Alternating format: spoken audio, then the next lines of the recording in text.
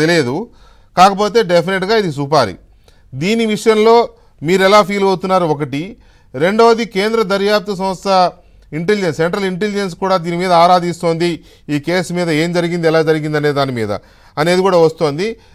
ఎందుకై ఉండవచ్చు, కేంద్రం ఎందుకు ఆరా తీస్తోంది?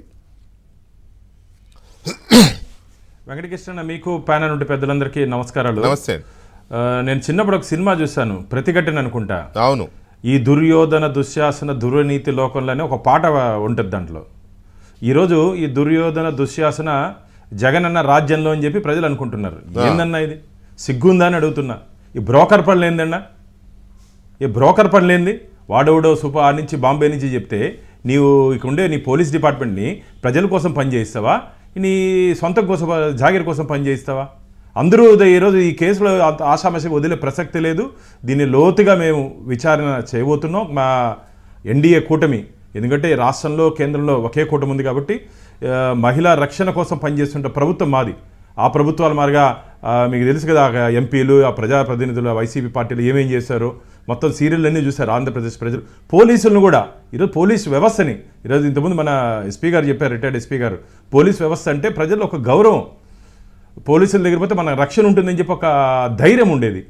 అంటే రక్షక భటులు భక్షక భటులుగా చేశాడు జగన్మోహన్ రెడ్డి ప్రభుత్వం. ఏందయ్యా, అధికారం చేతుల్లో ఉంది కదా అని చెప్పి, ఒక రాష్ట్ర ముఖ్యమంత్రిగా అధికారం చేతుల్లో ఉంది కదా అని చెప్పి ఇష్టానుసారంగా ఆ కాలం అప్పుడంటే మాజీ ముఖ్యమంత్రి ఇష్టానుసారంగా చేస్తే గమ్మునుంటామనుకుంటున్నావా? ఈరోజు ఆమె ప్రభుత్వం ఈరోజు వచ్చింది, ఎన్డీఏ కూటమి వచ్చింది కాబట్టి చంద్రబాబు నాయుడు గారి మీద, పవన్ కళ్యాణ్ గారి మీద, భారతీయ జనతా పార్టీ మీద నమ్మకం, విశ్వాసంతో ముంబై నుంచి ఈరోజు ఆంధ్రప్రదేశ్కి వచ్చింది. ఖచ్చితంగా న్యాయం జరుగుతుంది ఆ పాపకి, అమ్మాయికి.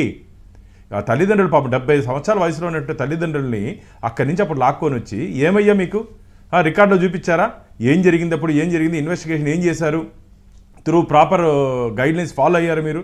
ఆ గెస్ట్ హౌస్లో ఏం పని అయ్యా? ఏదో జంకో గెస్ట్ హౌస్లో ఏం పని ఆడు మీకు? ఒక మహిళని అరెస్ట్ చేయాలంటే పోలీస్ నామ్స్ ఏం చెప్తా ఉంది? మహిళా కానిస్టేబుల్ ఉండాలని చెప్తా ఉంది కదా. సాయంత్రం 5 పైన మహిళల్ని పోలీస్ స్టేషన్లో ఉంచకూడదని చెప్పి చట్టాలు కూడా చెప్తున్నాయి కదా. ఇంత ఉండేటప్పుడు ఇంత అధ్వానంగా బిహేవ్ చేస్తారా? ఎవరిని స్పేర్ చేసే ప్రసక్తే లేదు. మీరు ఇంతకుముందు అన్నారు కేంద్ర ఇంటెలిజెన్స్ వర్గాల్లో ఏ రాష్ట్రంలో అయినా సరే సెన్సేషనల్ కేసులు ఉంటే ఎవ్రీ 2 అవర్స్కి హోమ్ మినిస్టర్కి, సెంట్రల్ హోమ్ మినిస్టర్కి రిపోర్ట్ వెళ్తుందన్న, సెంట్రల్ ఉంటే హోమ్ మినిస్టర్కి. కాబట్టి ఇది సెన్సేషన్ కేసు. ఎందుకంటే ఒక మహిళలకు జరిగినటువంటి దారుణమైన అన్యాయం ఇంకో మహిళలకి జరగకూడదు. ఏ అధికారి కూడా ధైర్యం చేయకూడదు. ముఖ్యమంత్రి చెప్పినా సరే, వాళ్ళ నాయన చెప్పినా సరే, మళ్ళీ చెప్తున్నా, ముఖ్యమంత్రి చెప్పినా సరే, వాళ్ళ నాయన చెప్పినా సరే, ఏ పోలీస్ అధికారి కూడా ధైర్యం చేయకూడదు. జైలుకి పోతారు. ఇప్పుడు ఇంతకుముందు ఎస్పీ గారు చెప్పినట్టు, రిటైర్ ఎస్పీ గారు చెప్పినట్టు ఖచ్చితంగా దీనికి జైలుకి వెళ్ళే ప్రమాదం ఉంది. పోలీస్ అకాడమీలో ఏం నేర్పించారయ్యా మీకు?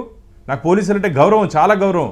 చిన్నప్పటి నుంచి నాకు ఒక పోలీస్ అవ్వాలని చెప్పి కోరిక కూడా ఉంది, కానీ కాలేకపోయాను. పోలీసులు అంటే అంత ఇష్టం, అంత గౌరవం. సమాజానికి అండగా ఉండాల్సిన మీరు ఈరోజు ఇలాంటి పనులు చేస్తారా? ఎవరో చెప్పారని చెప్పి, అధికారులు ప్రభుత్వంలో ఎవరో ఉన్నారని చెప్పి చెప్తే మొత్తం దాదాపు మీ ఎపిసోడ్లో మొత్తం కానీ గమనించినట్టయితే మొత్తం రూల్స్కి వ్యతిరేకంగా చేశారు.